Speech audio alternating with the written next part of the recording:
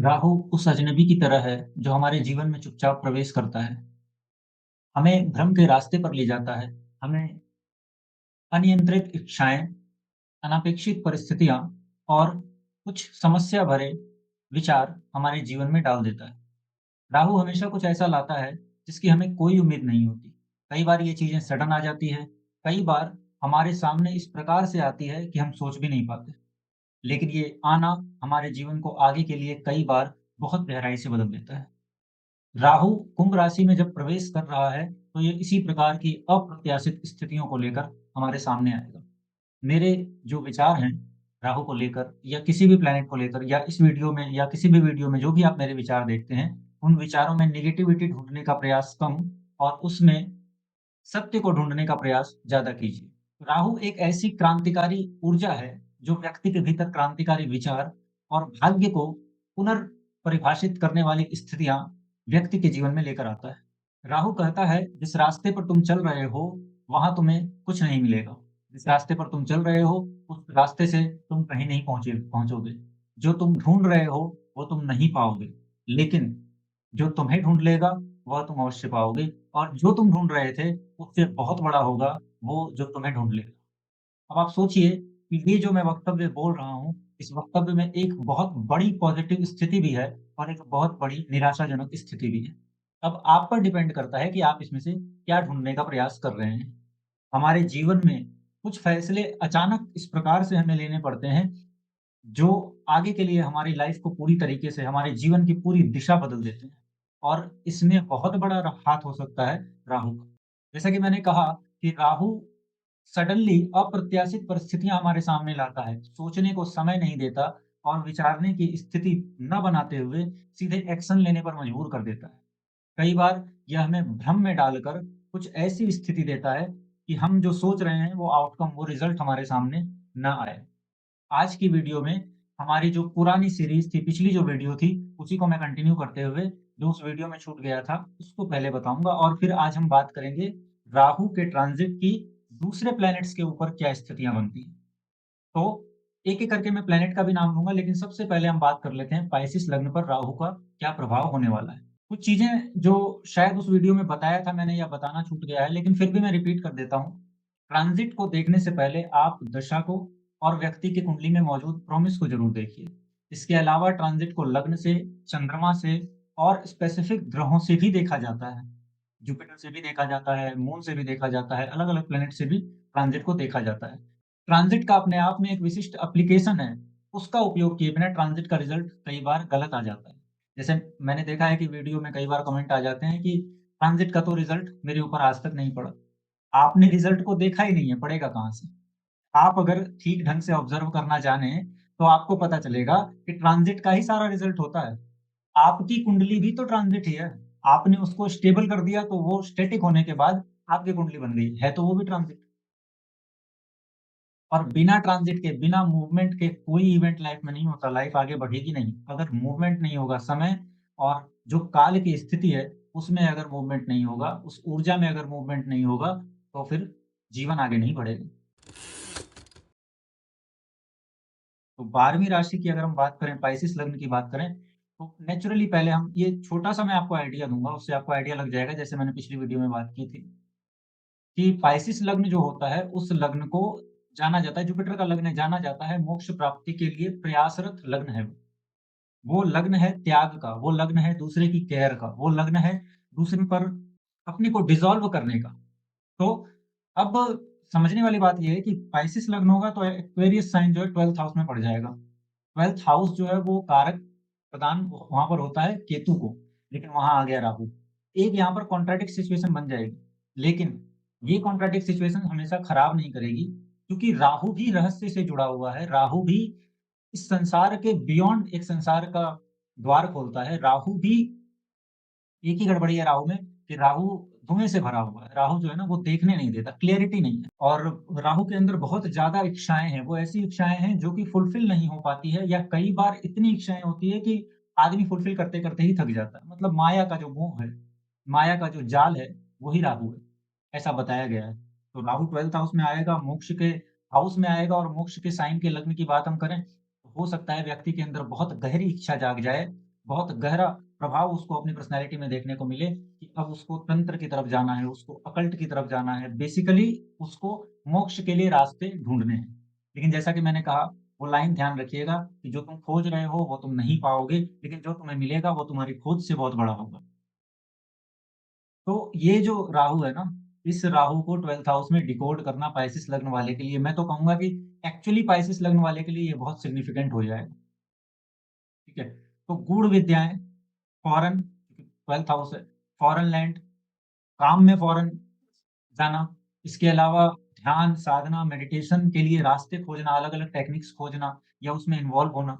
लेकिन वो इसके साथ-साथ और भी कुछ बातें हैं ना, जैसे राहु 12th हाउस में आपने मेरी वीडियो देखी होगी, पुरानी वीडियो। उसमें मैंने बताया कि कई बार व्यक्ति को भ्रम में डाल देता है। राहु जब 12th हाउस से गोचर करेगा पाइसेस लग्न वाले के लिए, तो बहुत ज़्यादा ट्रैवलिंग की सिचुएशन क्रिएट कर सकता है, बहुत ज़्यादा पिलग्रिमेज आप जा रहे हैं, ऐसा हो सकता है। आपको कुछ विशेष आध्यात्मिक अनुभव होने जैसे फ़ील होगा, मतलब ऐसा हो सकता है कि आप कुछ स्पिरिचुअल रियलाइज़ेशन करें। लेकिन मैं इस सिचुएशन में आपको आगाह कर देना चाहता हूँ कि अगर कोई भी रियलाइज़ेशन आपको होते हैं, तो पहले उनकी बहुत गहरी परख करना आवश्यक होगा, बहुत गहरी जाँच करना आवश्यक होगा। क्योंकि राहु भ्रम है, वो आपको उसी रास्ते पर ले जाता है जिस रास्ते पर आप जाते हैं, जिस रास्ते पर आप चल रहे होते हैं, वो उसी रास्ते पर आपके साथ होता है और आपका साथी बन के आपको भटका देता है। तो राहु से बचना बहुत मुश्किल है। इसीलिए यहाँ आपको बड़ा ध्यान रखना पड़ेगा, यहाँ पर बड़ा ध्यान रख कर के आपको चलना पड़ेगा। तब जाकर के आप इस राहु 12th हाउस के राहु के अच्छे फ़ायदे उठा सकेंगे। जैसे कि ये पिछले जन्म की सिद्धियों के द्वार आपके लिए खोल सकता है। लेकिन बहुत विशेष परिस्थितियों में एक एक निगरानी होनी चाहिए आपके ऊपर, आपके गुरु की, आपके जो गाइड हैं उनकी, आपकी जो ब्लेसिंग्स है उनकी निगरानी होनी चाहिए। तब जाकर के इस समय का आप बहुत गहरा प्रयोग कर सकते हैं। अगर आप ज्योतिष में हैं, ज्योतिष सीखना चाह रहे हैं, ज्योतिष की लर्निंग कर रहे हैं, तो ये राहु आपके इंट्यूशन लेवल को बढ़ा देगा। ये राहु आपको नींद में, सपने में रियलाइज़ेशन करवाने की क्षमता रखता है। तो इन सब चीज़ों का रिज़ल्ट आपको तभी मिलेगा जब कुंडली में बाकी चीज़ें, बाकी स्थितियाँ बहुत सही चल रही हो। क्यों? क्योंकि अभी तो शनि का भी गोचर होगा, जुपिटर का भी गोचर होगा और राहु का भी गोचर होगा। तो आपको देखना पड़ेगा कि ये 3 बड़े प्लैनेट जो स्लो प्लैनेट हैं, वो आपकी कुंडली में किस प्रकार से स्थितियाँ बना रहे हैं। उसके बाद ही आप आगे बढ़ सकते हैं। नहीं, तो और बताता हूँ कि नेगेटिव क्या हो सकता है, जैसे कि आपको हॉस्पिटलाइज़ेशन के खर्चे बढ़ जाएँ। खर्चे बेमतलब के ज़्यादा बढ़ जाएँ क्योंकि आपकी इच्छा होने लगेगी कि आप लग्ज़री चीज़ों पर, लग्ज़री कपड़ों पर, है ना? गाड़ियों पर, बड़ी गाड़ियों पर खर्च करने का प्रयास करें। डिज़ायर्स बढ़ेगी ना, डिज़ायर्स के कारण आप खर्चा ज़्यादा करेंगे, तो अस्पताल के खर्चे भी चालू हो सकते हैं। फैमिली में किसी मेंबर के हार्ट के इश्यू भी दिखाई देते हैं ऐसी सिचुएशन में, तो उसका हमें थोड़ा ध्यान रखना पड़ेगा। अगर किसी को ऐसी सिचुएशन दिखाई देती है, तो आप उसकी स्क्रूटनी करें, उसकी जाँच-परख रखें। छिपा हुआ कोई कारण ऐसा हो सकता है कि बिना कारण के किसी प्रकार से धन की हानि हो जाए। जैसे आपने कुछ पैसे अपने बैग में या किसी चीज़ में डालकर रखे और अचानक से वहाँ जाते हैं तो देखने में वो मिलते ही नहीं हैं आपको, कहीं चले गए वो और अप्रत्याशित रूप से गायब हो गए, पता नहीं चला। तो ये सब राहु के इम्पैक्ट में होता है। इसके अलावा अगर आपकी कुंडली में योग है या आपके कोई कानूनी कोर्ट केस वगैरह ये सब चल रहे हैं, तो इस सिचुएशन में आप उसमें उलझ सकते हैं।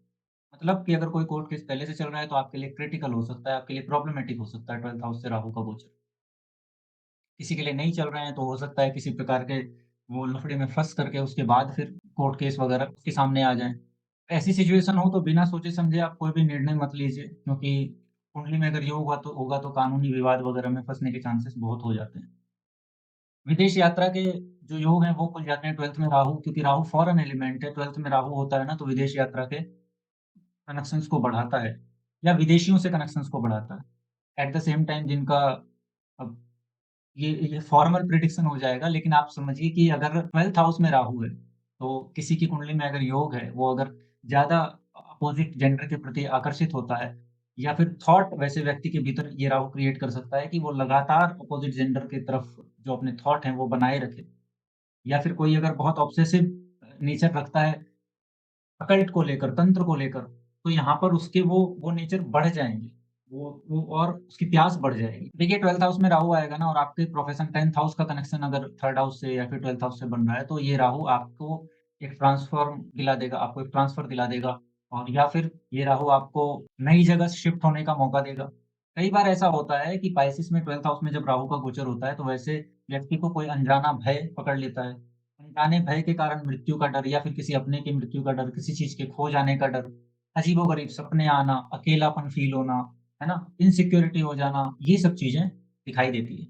और 12th हाउस हमारे गुप्त शत्रु का भी है। तो वैसी सिचुएशन में 12th हाउस में गोचर होगा तो आपके जो प्रोफ़ेशन का एरिया है या जहाँ पर आप काम करते हैं या जो भी आपकी दिनचर्या है उसमें आप गुप्त शत्रुओं से बैकबाइटिंग होना या फिर किसी प्रकार का नुकसान गुप्त शत्रु से होना ये सब चीज़ें फ़ील कर सकते हैं। आपकी कुंडली में अगर योग है, स्टैटिक योग, तो वैसी सिचुएशन में आपको फ़ील हो सकता है कि आप किसी ने जादू-टोना ये सब नज़र वग़ैरह ये सब किया है। लेकिन मैं आपको स्ट्रिक्टली ये बात बोलता हूँ कि बहुत आसानी से इन बातों पर भरोसा मत कीजिएगा। ये जादू, टोना, टोटके ये सब बातें बहुत गहराई से देखकर पता लगाने वाली है। ऐसे नहीं है कि कुछ हो गया तो हम सीधा-सीधा ये समझ लें कि अब तो जादू टोना ही हो गया है हमारे ऊपर या किसी ने कुछ करवा दिया है, ये सब बातें या फिर इविल आई ये सब चीज़ों में बहुत ज़्यादा तुरंत नहीं पड़ जाना है। अपने को लॉजिकली एक्टिव रखना है, सोचना है प्रैक्टिकली, उसके बाद ही कुछ करना है।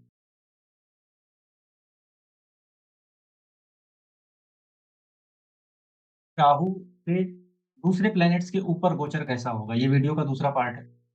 तो जब सपोज़ कीजिए कि आप अब आपका राहु आपकी कुंडली में आपको देखना है कि राहु का गोचर कैसा हो रहा है, तो 2-3 बातें इसमें ध्यान में रखनी पड़ेगी। एक तो ये कि किस प्लैनेट के ऊपर से राहु का गोचर हो रहा है। दूसरा ये कि राहु के ट्राइन एस्पेक्ट गोचर वाले राहु के ट्राइन एस्पेक्ट आपके नेटल कुंडली में कहाँ-कहाँ पड़ रहे हैं, वहाँ पर वो इम्पैक्ट करेगा। तीसरा, थर्ड हाउस और 11th हाउस भी आवश्यक होता है। ट्रांज़िट के बहुत सारे रूल हैं, लेकिन मैं आपको इसको सिंपल रख कर के बताता हूँ और उससे जो थोड़ा बहुत आइडिया होगा वो आप पकड़ेंगे।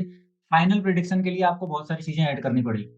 ठीक है? तो फाइनल प्रेडिक्शन में नहीं जाना है, बस सीखने का प्रयास करना है। एजुकेशन पर्पज़ के लिए इस वीडियो को रखिए और समझने का प्रयास कीजिए कि किस प्रकार से चीज़ें काम करती हैं।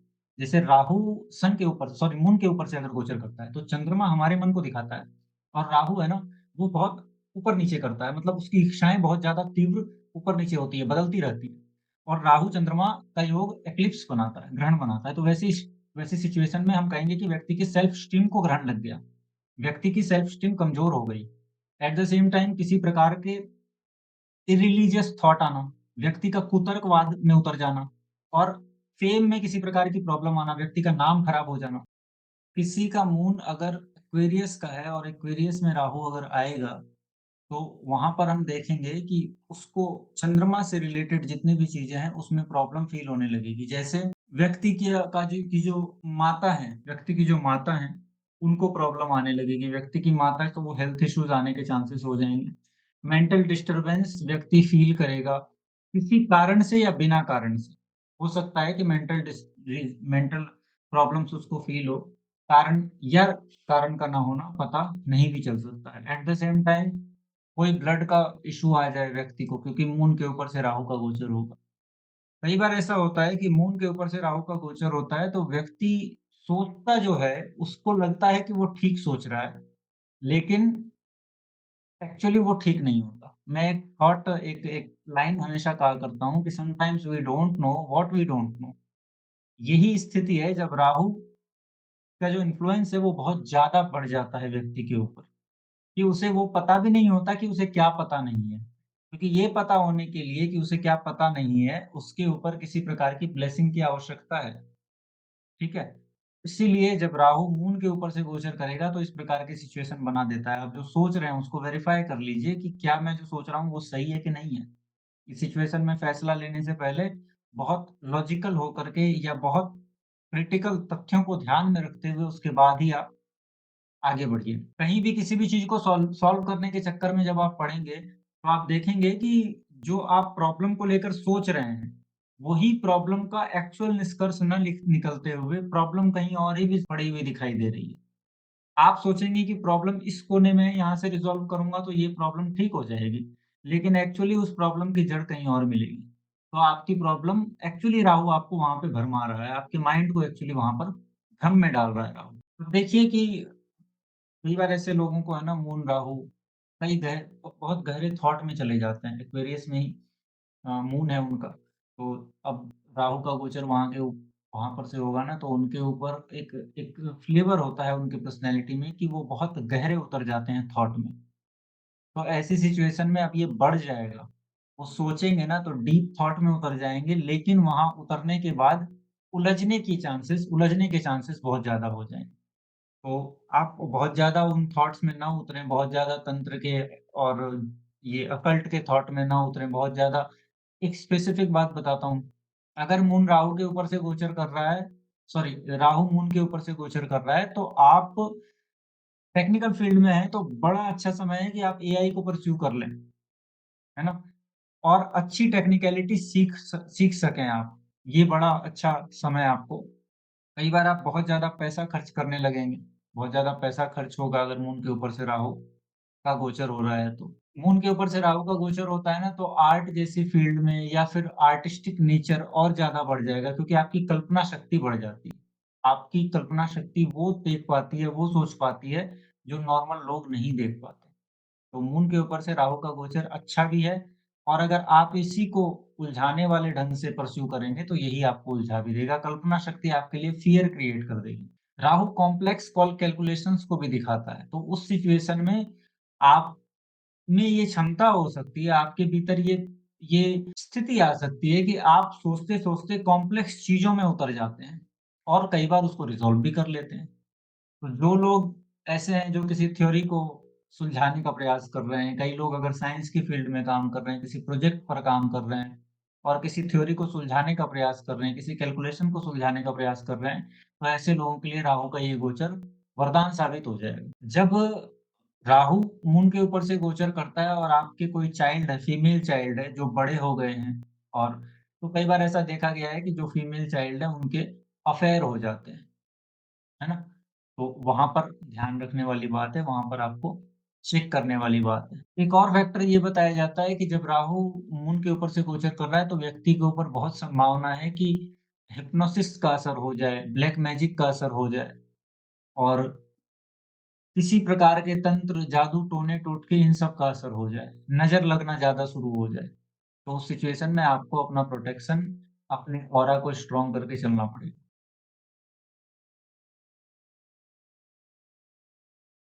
तो सपोज़ कीजिए कि राहु सन के ऊपर से गोचर कर रहा है।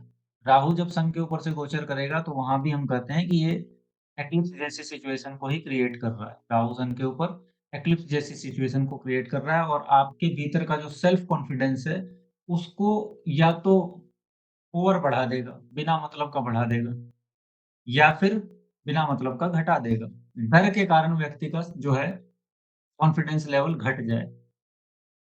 किसी प्रकार के अनजाने डर के कारण, बेइज्जती के, बेईमानी के डर के कारण या फिर नाम खराब हो जाने के डर के कारण व्यक्ति की जो सेल्फ एस्टीम है, जो सेल्फ कॉन्फिडेंस है, वो डाउन हो जाए। जब राहु मन के ऊपर से गोचर करता है, तो उस सिचुएशन में भी सिचुएशन बनाता है कि व्यक्ति को कई बार कोर्ट केस के कारण या फिर कई बार किसी प्रकार की बदनामी के कारण नाम खराब होने का डर बन जाए। देखिए, सन पर जब राहु की ऊर्जा आएगी या सन जब राहु से सन के ट्राइनल में राहु का गोचर होने लगेगा, तो वैसी सिचुएशन में व्यक्ति ये फ़ील करेगा कि उसकी जो धार्मिकता है, वो एक स्पेसिफ़िक लेवल पर जाकर तर्क में उतर जाती है। मतलब अब वो चीज़ों को जाँचता है, परखता है। उसका जो अ, कॉन्फिडेंस है ना, जो कि पहले सीधे-सीधे कहता था कि तुम डिसाइपल बन जाओ, तुम फ़ॉलो करो।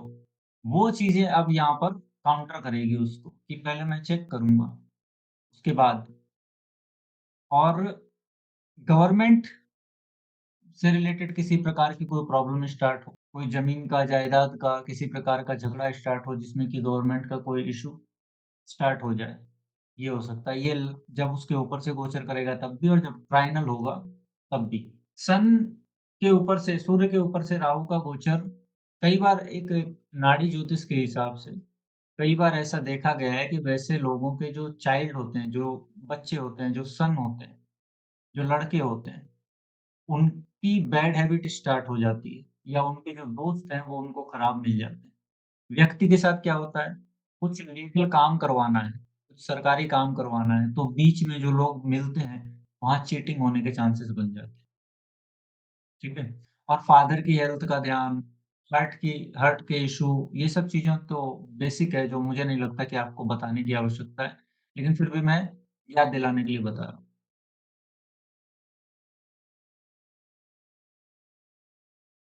अब देखिए मार्स की बात करते हैं। मार्स के ट्रांजिट से या मार्स के ऊपर से जब राहु का गोचर होगा, तो मार्स है पावर, मार्स है एग्रेशन और मार्स है वॉयलेंस। जब राहु और मार्स की ऊर्जा मिलती है, तो ये वॉयलेंस को क्रिएट करती है। लेकिन उससे पहले यहाँ पर होता क्या है कि राहु की ऊर्जा एक्चुअली मंगल की ऊर्जा को दबाती है, सप्रेस करती है। आपको पता है कि राहु में भी ये क्षमता होती है कि वो सप्रेशन देता है व्यक्ति को। वो लोग जो अपनी इच्छाओं को सप्रेस करके निकल जाते हैं सन्यास की तरफ, जो अपने भीतर की ऊर्जा को दमन करते हैं, वो भी राहु के कारण ही होता है।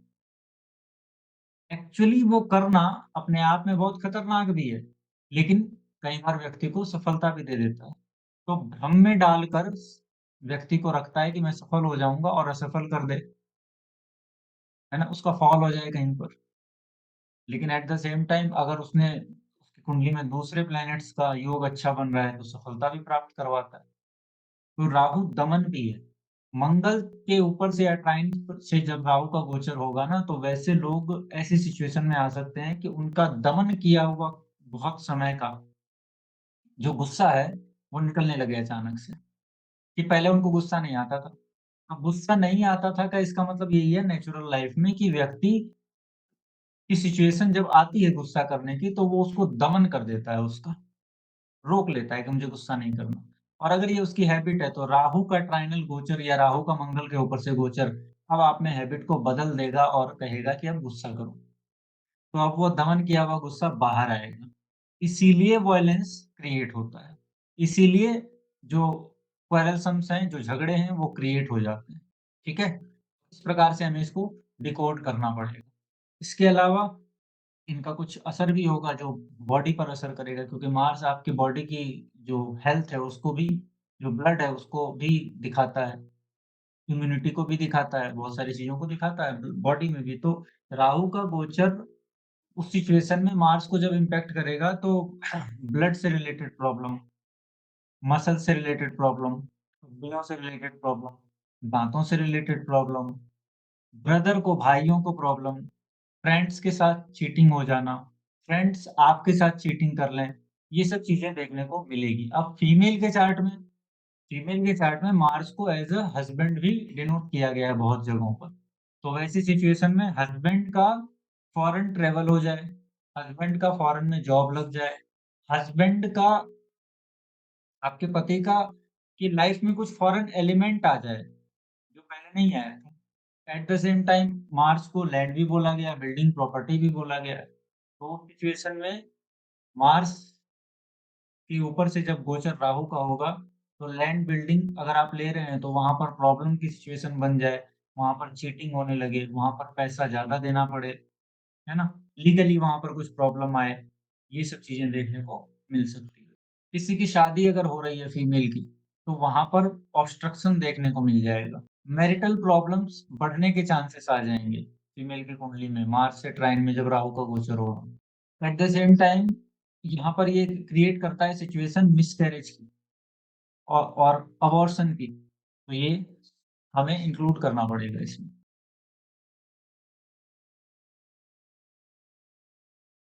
राहु का गोचर मर्क्यूरी के ऊपर से। मर्क्यूरी हमारे डॉक्यूमेंटेशन है, मर्क्यूरी हमारे थॉट की प्रक्रिया है, हम कैसा सोचते हैं, वो प्रक्रिया है मर्क्यूरी। तो मर्क्यूरी के ट्राइन से या मर्क्यूरी के ऊपर से जब राहु का गोचर होता है, तो ये आपको इम्पल्सिव बना सकता है, आपके थॉट को इम्पल्सिव बना सकता है। राहु एक्चुअली इम्पल्सिव है। लेकिन अगर आपका लग्न स्ट्रॉन्ग है, अगर आपका मून स्ट्रॉन्ग है, तो आपके टेक्निकली सोचने की क्षमता बढ़ जाएगी, आपके तर्क करने की क्षमता बढ़ जाएगी, आपका एस्ट्रोलॉजी में इंटरेस्ट आने लगेगा, आपका शास्त्रों में इंटरेस्ट आने लगेगा, आपका और भी चीज़ों को पढ़ने में इंटरेस्ट आने लगेगा जो टेक्निकल है, जो छिपी हुई है।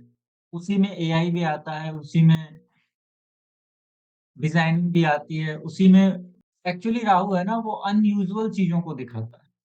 आप किसी भी चीज़ को जब अनयूजुअली सोचते हैं, तो राहु और मर्क्यूरी का इन्फ्लुएंस बन जाता है। तो वो आपको अपनी कुंडली में देखना पड़ेगा। At the same time mercury चूँकि एजुकेशन से रिलेट करता है, तो राहु वहाँ पर आपको मर्क्यूरी से ट्राइन में जब या फिर उसके ऊपर से गोचर करेगा, तो आपके भीतर एक लालसा पैदा करेगा कि आप फ़ॉरेन में जाके पढ़ें। फ़ॉरेन जाकर पढ़ने का आपको मौका भी लग सकता है। राहु का ये गोचर गोचर जो है, अगर आपकी कुंडली में राहु की सिचुएशन ठीक नहीं है, देखिए बहुत कुछ है बोलने के लिए। इतना कुछ बोलने के लिए है ना कि मैं 5-10 वीडियो भी बना दूँ ना तो पूरा नहीं हो।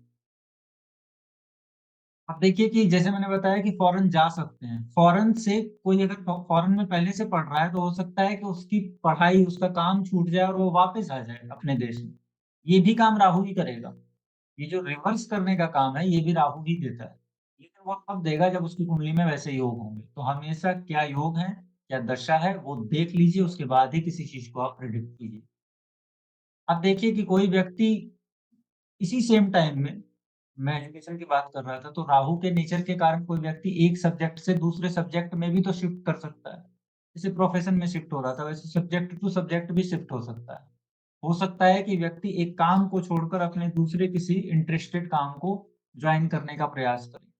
राहु यहाँ पर व्यक्ति के बिज़नेस को भी इंक्रीज़ दे सकता है, फ़ॉरेन में फैला सकता है बिज़नेस को। फ़ॉरेन से रिलेटेड कोई काम जैसे किसी-किसी का वीज़ा होता है, बाकी चीज़ें होती हैं, वो सब क्लियर नहीं हो रहा है, तो वो सब क्लियर हो जाते हैं इस सिचुएशन में।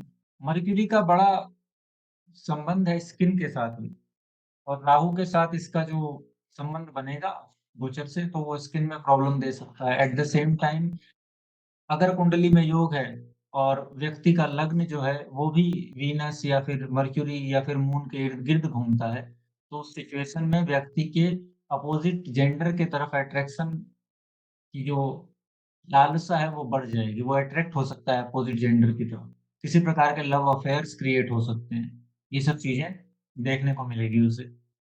अब मैंने कहा ना मार्स और राहु के गोचर में लैंड रिलेटेड प्रॉब्लम आती है।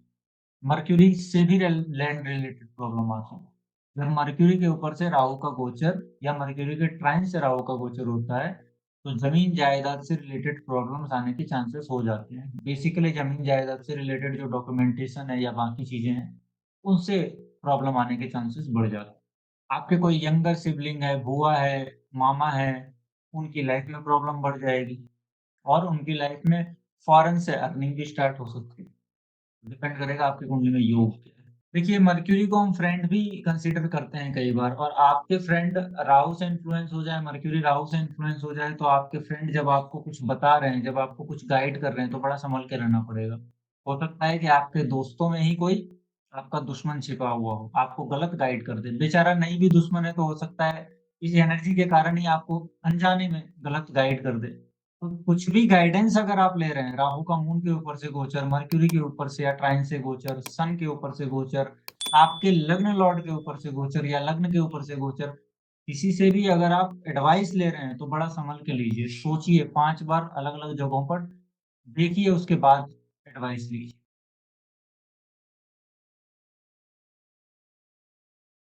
अब बात करते हैं राहु के जुपिटर के ऊपर से गोचर को क्या मानेंगे हम। देखिए जुपिटर हमारी ब्लेसिंग्स है, जुपिटर हमारा भाग्य है, जुपिटर जो है ना वो 9th का कारक है, 5th का कारक है, 2nd का कारक है, वो हमारी वेल्थ बताता है। हमारा फैमिली में किस प्रकार से संबंध है वो बताता है, हमारे संतान का कारक है वो। जब राहु का इसके ऊपर से गोचर होगा, तो राहु को बताया गया है कि वो डेड है।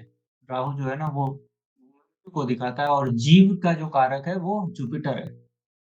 तो ऐसी सिचुएशन में जब राहु जब जुपिटर के ऊपर से गोचर करता है या ट्राइन से गोचर करता है, तो उस सिचुएशन में, उस पीरियड में व्यक्ति को किसी न किसी के फाइनल राइट्स में जाने का मौका लग सकता है या फिर किसी न किसी प्रकार के किसी डेथ सेरेमनी में जाने का मौका लग सकता है। किसी प्रकार के घर के किसी बड़े के लाइफ के ऊपर, घर के किसी बड़े व्यक्ति के ऊपर, जो आपके घर में बड़े हैं, वहाँ पर प्रॉब्लम आने के चांसेस हो सकते हैं। पिलग्रिमेज हो सकता है व्यक्ति का पहाड़ों में, गंगा स्नान करने का मौका लग सकता है।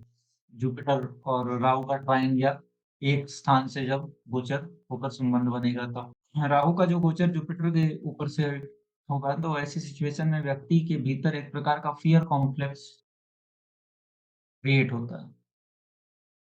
वो जो फ़ियर कॉम्प्लेक्स है, वो हमेशा व्यक्ति को अनजाने डर से घेरा हुआ रखता है। जैसे मेरे किसी व्यक्ति को ऐसा थॉट आ सकता है कि वो सोचे कि मेरे फलाने फैमिली मेंबर की डेथ हो जाएगी या मेरी डेथ हो जाएगी तो फैमिली में कौन सँभालेगा?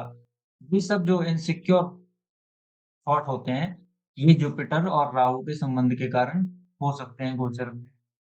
और एक एक नेचर व्यक्ति अपने आप में देख सकता है कि उसके अंदर बहुत माइन्यूट छोटी-छोटी चीज़ों को ऑब्ज़र्व करने की क्षमता आ जाए। जब वो ऑब्ज़र्व करने की क्षमता आ जाती है ना, ये प्रॉब्लम है एक्चुअली। छोटी-छोटी बातों को ऑब्ज़र्व करके फिर उसके बाद वो अनप्लीज़ेंट इंसिडेंट्स हैं ना, जिनको वो ऑब्ज़र्व कर रहा है, जिनको ऑब्ज़र्व नहीं भी करता तो भी काम चलता। लेकिन वो ऑब्ज़र्व करता है, फिर उससे डेंजर्स इमेजिन करता है, फिर सोचता है कि क्या खतरा पैदा हो सकता है। इसी से एक प्रकार के ओसीडी सिम्पटम्स भी क्रिएट हो जाते हैं। तो ये देखना पड़ेगा और उसके बाद यही चीज़ें जो है ना, ये ऑब्ज़र्वेशन है ना व्यक्ति को फिर आगे की लाइफ़ में प्रॉब्लम पैदा करने लगते हैं।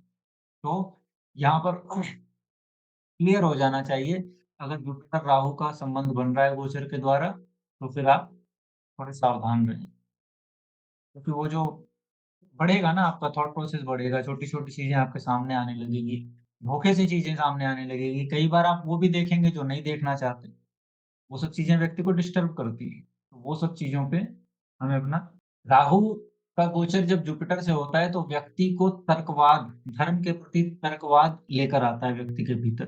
फिर वो लॉजिक से धर्म को देखने लगता है, लॉजिक के नज़रिए से धर्म को देखने लगता है। कई बार वो लॉजिक जो है ना वो इलॉजिकल भी हो जाता है। तो मैं हमेशा ये कहता हूँ कि जुपिटर और राहु का जो संबंध है, वो नीटल कुंडली में हो या गोचर में हो, वह व्यक्ति के लिए कई बार अच्छा भी है और कई बार बुरा भी है। अगर उसको सही गाइड कर दिया जाए, अगर उसके ऊपर ईश्वर की कृपा है नेचुरली, तब तो ठीक है, अच्छी बात है। नहीं, तो फिर वो उसको किनैया डुबो देगा। कई बार तो ऐसा भी देखा गया है कि व्यक्ति अपने रिलीजन को छोड़ के दूसरे रिलीजन को फॉलो करने लगता है। जुपिटर का संबंध जब गोचर के राहु से होता है, तो वैसी सिचुएशन में व्यक्ति के भीतर कई बार वो थॉट आते हैं जो वो नहीं चाहता है। जैसे बहुत सारे लोगों में ये टेंडेंसी होती है कि वो पूजा करते हैं और पूजा करते वक़्त उनके भीतर बुरे थॉट्स आते हैं। अच्छा काम करते वक़्त बुरे थॉट्स आते हैं। ये सिचुएशन उसी राहु के संबंध के कारण बनती है।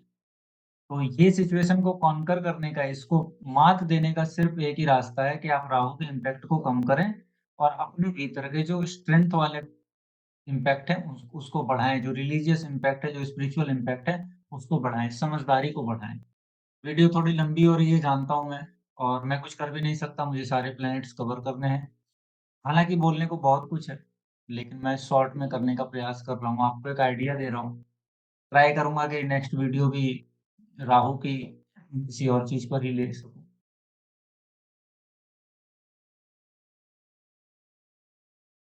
तो अब राहु का गोचर वीनस के ऊपर से बात करते हैं। वीनस आपके भीतर जो अपोज़िट का अट्रैक्शन है ना, वो है, आपकी मैरिज का कारक है वीनस। तो राहु का गोचर जब वीनस के ऊपर होगा तो ये मैरिटल बेनिफिट भी दिखाता है और कई बार मैरिटल प्रॉब्लम्स भी दिखाता है। लव अफेयर क्रिएट करना, ये राहु यहाँ पर दे सकता है।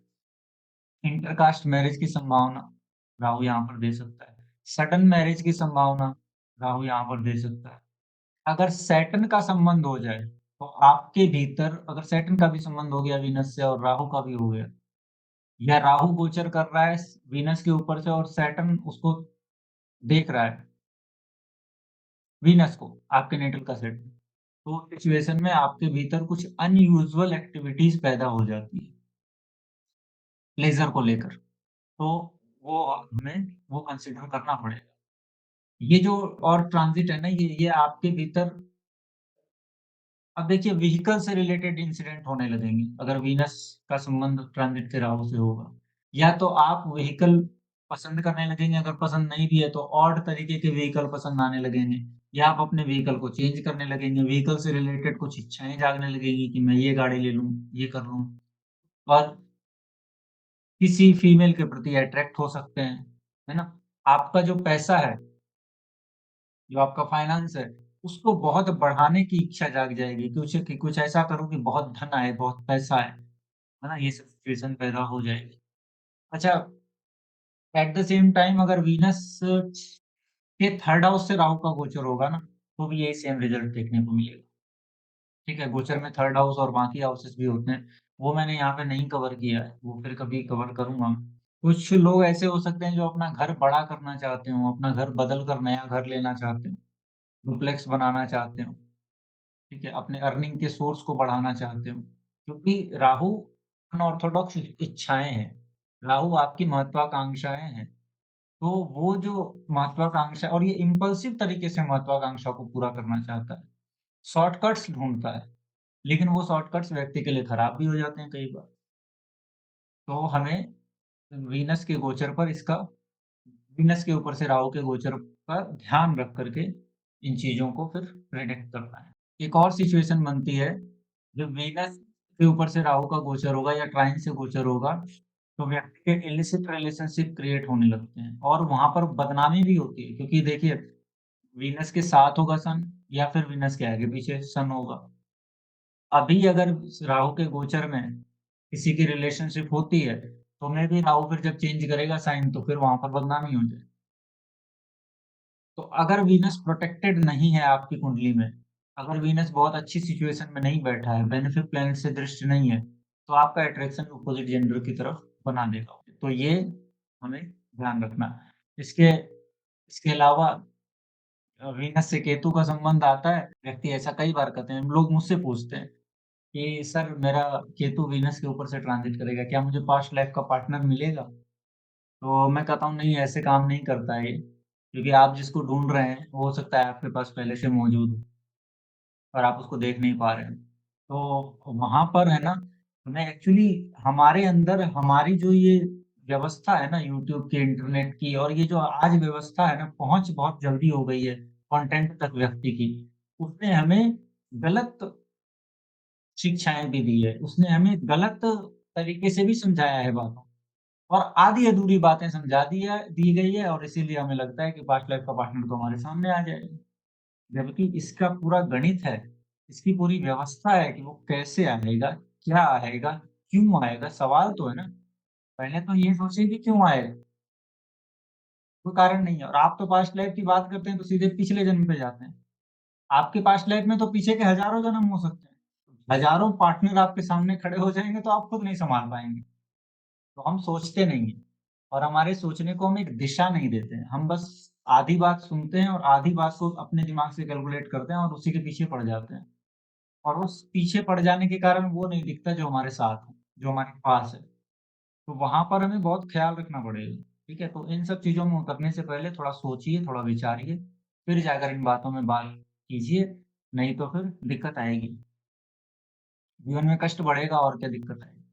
अब चलिए चलते हैं, थोड़ा-सा वीडियो को लास्ट तक कंक्लूड करने का प्रयास करते हैं और आज मैं ट्राई करूँगा कि कुछ ना छूटे। पिछली बार पाइसेस छूट गया था।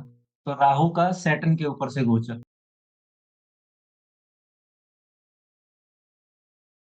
राहु का सैटर्न के ऊपर से गोचर एक्चुअली आपकी लाइफ में प्रोफ़ेशन को लेकर प्रॉब्लम क्रिएट करता है। प्रॉब्लम के बाद एक चेंज आने के चांसेस बन जाते हैं। प्रोफ़ेशन में फ़ॉरेन एलिमेंट को ऐड करता है। आपका फ़ॉरेन में ट्रांसफ़र हो जाए या फ़ॉरेन से रिलेटेड आप कोई काम करना चाहते हो तो वहाँ पर आपकी कुछ ना कुछ सिचुएशन बन जाए। एट द सेम टाइम वही बात कि फ़ॉरेन में काम कर रहे हैं तो छोड़कर आना पड़ सकता है। ये राहु के गोचर के कारण होता है, सिग्निफिकेशंस हैं ये। कई बार जब राहु का गोचर सैटर्न के ऊपर से होगा तो व्यक्ति अपनी फ़ील्ड चेंज करके टेक्निकल लाइन में उतर जाता है ना? और अपने प्रोफ़ेशन को बढ़ाने के लिए कल्पना शक्ति में उतरकर वहाँ पर भी चेंज लाने का प्रयास करता है। जब राहु और सैटर्न का गोचर होता है, जब सैटर्न के ऊपर से राहु का गोचर या ट्राइन के ऊपर से होता है, तो वैसी सिचुएशन में व्यक्ति के साथ जो काम करने वाले कलीग्स हैं, उन कलीग्स का कोऑपरेशन कम हो जाता है। कई बार वो कलीग्स बैकबाइटिंग करने लगते हैं, कई बार वो कलीग्स आपके साथ धोखा करने के चांसेस बढ़ा देते हैं। तो यहाँ पर ये सिचुएशन बहुत बेहतर मैं नहीं कहूँगा। देखिए, अब और हेल्थ इश्यूज़ की बात करते हैं कि सैटर्न और राहु का संबंध व्यक्ति के भीतर, खासकर फीमेल के भीतर अ, प्रेगनेंसी से रिलेटेड प्रॉब्लम्स पैदा करता है और फिफ्थ हाउस से रिलेटेड प्रॉब्लम्स पैदा करता है। एट द सेम टाइम अगर कोई जर्नी में है, प्रेगनेंसी की जर्नी में है, तो वहाँ पर भी फर्टिलिटी जैसी प्रॉब्लम को पैदा करता है और भी बहुत कुछ हैं जो जैसे ड्राइनेस आ जाए या फिर इस प्रकार की चीज़ें आती हैं जो पेट के भीतर फ्लूइड होता है, वहाँ पर ये राहु प्रॉब्लम करने लगता है। अब सैटर्न के ऊपर से जब राहु का गोचर होता है तो व्यक्ति को दाँत की प्रॉब्लम भी आ सकती है, दाँतों की, टीथ की या दाँत तुड़वाने पड़ सकते हैं। मंगल भी होता है तो भी दाँत तुड़वाने पड़ सकते हैं। मंगल के ऊपर से राहु का गोचर होगा तो ऑपरेशंस होने के चांसेस बनते हैं। सिविलियन होने के चांसेस बनते हैं। वर्क में अगर हम देखें तो दिखाई पड़ता है कि व्यक्ति का लोड बढ़ गया, वर्कलोड बढ़ गया है, राहु के गोचर के कारण, है ना? स्ट्रगल ज़्यादा हो गया है और आउटकम कम हो गया है।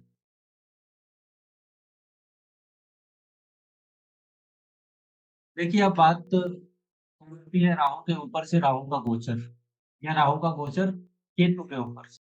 तो ये तो तब होगा जब आपके 18 साल की रिटर्निंग राहु की राहु रिटर्न होकर के वहाँ पर आ रहा है। तो यहाँ पर मैं आपको ये कहना चाहूँगा कि आप डायरेक्ट प्रेडिक्शन की तरफ मत जाइए। पहले देखिए कि आपका जो राहु है नेटल का वो किस साइन में बैठा है, उसको कौन प्लैनेट देख रहा है और आपकी दशा क्या चल रही है और उसका डिस्पोज़िटर कहाँ बैठा है, किस सिचुएशन में बैठा है। लेकिन जब राहु के ऊपर से राहु का गोचर होता है, तो ये 1.5 साल या राहु का गोचर जब केतु के ऊपर से होता है, तो ये जो 1.5 साल का समय है, ये जो 18 साल का समय है, बड़ा सिग्निफिकेंट हो जाता है। इतना सिग्निफिकेंट हो जाता है कि व्यक्ति के जीवन में यही समय होता है जब अगर कोई पास्ट लाइफ का प्रॉमिस है, तो इसी समय में वो एग्ज़ीक्यूट करेगा। या अगर पहले से करते आया है, तो इस समय में अपने आप को बहुत इंटेंस बना लेगा। तो राहु की एनर्जी एक्चुअली डबल हो जाती है, एक्चुअली स्क्वायर में आ जाती है। उस सिचुएशन में व्यक्ति अगर पहले से भटक रहा है, तो हो सकता है और ज़्यादा भटक जाए। तंत्र में अगर उसका रुझान है, तो हो सकता है और ज़्यादा तंत्र में रुझान हो जाए। तो देखना पड़ेगा आपको कि सिग्निफिकेशन क्या बन रहे हैं नेटल के राहु के। उसी को पास्ट लाइफ की ऊर्जा से जोड़कर वहाँ पर डिकोड करना पड़ेगा आपको, कि ये क्या रिज़ल्ट देगा। क्योंकि अब राहु के ऊपर से राहु का गोचर मुझे बताना पड़ेगा फर्स्ट हाउस में क्या देगा, सेकंड में क्या देगा, फिफ्थ में क्या देगा। जैसे फिफ्थ में अगर देता है, फिफ्थ में राहु पहले से बैठा है और राहु का गोचर वहाँ से होने लगा है, तो ये तो कंप्लीटली आपके जीवन में बहुत सिग्निफिकेंट नेचर निभाएगा, सिग्निफिकेंट रोल निभाएगा, जो कि आपकी कुंडली में पास्ट लाइफ से किसी इंसिडेंट को ओपन करेगा। क्योंकि वहाँ से वो आपके लग्न को भी देखेगा और आपके 9th को भी देखेगा। फादर के हेल्थ इश्यूज़ करने के चांसेस बना देगा, है ना? आपके चाइल्ड हैं, उनके भटकने के चांसेस बना देगा, मिसकैरेज के चांसेस बना देगा। तो आपको यहाँ पर देखना पड़ेगा कि वो किस हाउस से गोचर कर रहा है और किस स्थान से गोचर कर रहा है। मोटा-मोटा पॉइंट यही है कि वो जो 18 महीने हैं, वो सिग्निफिकेंट हो जाएँगे, सिग्निफिकेंट इवेंट्स होंगे, जिसमें से बहुत सारे इवेंट की एनर्जी पास्ट लाइफ से संबंधित होगी। चाहे राहु की ऊर्जा केतु के ऊपर से जाए या राहु की ऊर्जा राहु के ऊपर से जाए। अब ये शैडो प्लैनेट है, तो शैडो का शैडो के ऊपर से जाना आपकी कुंडली में शैडो को बढ़ा रहा है, ठीक है? इसीलिए जो वो द्वार खुलते हैं जो इस संसार के बियॉन्ड के द्वार हैं, है ना? और चीज़ें रिपिटेटिवली अपने को रिपीट करती है। जब राहु के ऊपर से राहु का गोचर होता है ना, तो ये रिपिटेशन को दिखाता है। क्या रिपिटेशन? पास्ट लाइफ के इवेंट इस लाइफ में रिपीट करते हैं और अगर आप सेम गलती करें, तो फिर वहाँ पर आप उलझ जाएँगे और जीवन किसी और दिशा में चला जाएगा। कई बार ऐसा होता है कि कुछ लोग अफ़ेयर में होते हैं और वहाँ पर वो गलतियाँ कर जाते हैं क्योंकि पास्ट लाइफ से वो अफ़ेयर क्रिएट हुआ है और उस अफ़ेयर में वो कुछ ऐसी गलतियाँ कर जाते हैं अपने पर्सन के साथ, अपने पार्टनर के साथ कि उस गलती का हर्जाना उनको फिर जीवन भर कहीं भी वो रहें, फ़र्क नहीं पड़ता। कहीं भी वो रहें, वो गलती का हर्जाना उनको जीवन भर भुगतना पड़ जाता है। तो रिपिटेटिवली अगर कोई इवेंट आ रहा है, तो उससे बचने का प्रयास फिर आपको करना चाहिए क्योंकि हो सकता है कि कोई पास्ट लाइफ की एनर्जी अपने को एग्ज़ीक्यूट कर रही है, ठीक है? और जब राहु केतु के ऊपर से जाएगा तो आपका जो सांसारिक फ्लेवर है वो बढ़ा देगा। आपकी जो इच्छा है मोक्ष प्राप्त करने की उसमें ट्रबल आएगी। आप अगर पिलग्रिमेज करते हैं, आप अगर आध्यात्मिक यात्रा में हैं, आप अगर ध्यान करते हैं, साधना करते हैं, तो उसकी जो कंसिस्टेंसी है उसको कमज़ोर करेगा। ठीक है? तो इस प्रकार से आपको इसको डिकोड करना पड़ेगा। कोई भी मोटा-मोटा प्रेडिक्शन में राहु केतु के ऊपर से जाने की इस ट्रांज़िट को राहु और केतु का जो ट्रांज़िट है, इसका राहु और केतु के ऊपर से जब ट्रांज़िट होगा, तो मैं इसका कोई भी सिग्निफिकेंट डायरेक्ट आपको डिकोड करके नहीं बताऊँगा क्योंकि मैं ये आपको कह रहा हूँ कि आपको कुंडली में देखना है। ठीक है? तो कुंडली में देखिए और चूँकि केतु का संबंध मेटाफ़िज़िकल चीज़ों से है, तो यहाँ पर कॉन्ट्राडिक्ट करेगा। राहु का केतु के ऊपर से गोचर कॉन्ट्राडिक्ट करेगा, राहु का राहु के ऊपर से गोचर राहु की ऊर्जा को इंटेंसिफ़ाई कर देगा। आप सपोज़ कीजिए कि राहु की ऊर्जा राहु के ऊपर से जा रही है 6th हाउस में। अब आपके दुश्मनों के संबंध जो हैं, वो खराब होने लगेंगे। आप आपके जो दुश्मन हैं, आपके जो एनिमी है, आपके भीतर जो रोग, रिपु, ऋण है, आपके भीतर जो ईर्ष्या है, आपके जो षट रिपु हैं, वो आपको ट्रबल देना शुरू कर देंगे, ठीक है? केतु के ऊपर से गोचर होगा तो आप संसार और आध्यात्म के बीच खींचातानी में पड़ जाएँगे। कभी सोचेंगे कि ये पालूँ, वो पालूँ, कभी सोचेंगे कि सब छोड़-छाड़ के निकल जाऊँ। तो ये था राहु का गोचर सारे प्लैनेट के ऊपर से। आशा करता हूँ कि आपको कुछ न कुछ आइडिया मिला होगा। नेक्स्ट टाइम मैं ट्राई करूँगा कि राहु की दशा के ऊपर आपको कुछ इनसाइट दे सकूँ। लेकिन अभी के लिए मैं आपको सजेस्ट करूँगा कि आप दशा को समझने से पहले दशा के कुछ बेसिक पॉइंट्स, दशा के कुछ इंटरेस्टिंग पॉइंट्स जान लें और उसके लिए आप यहाँ पर वीडियो क्लिक करके देख सकते हैं। थैंक यू, धन्यवाद।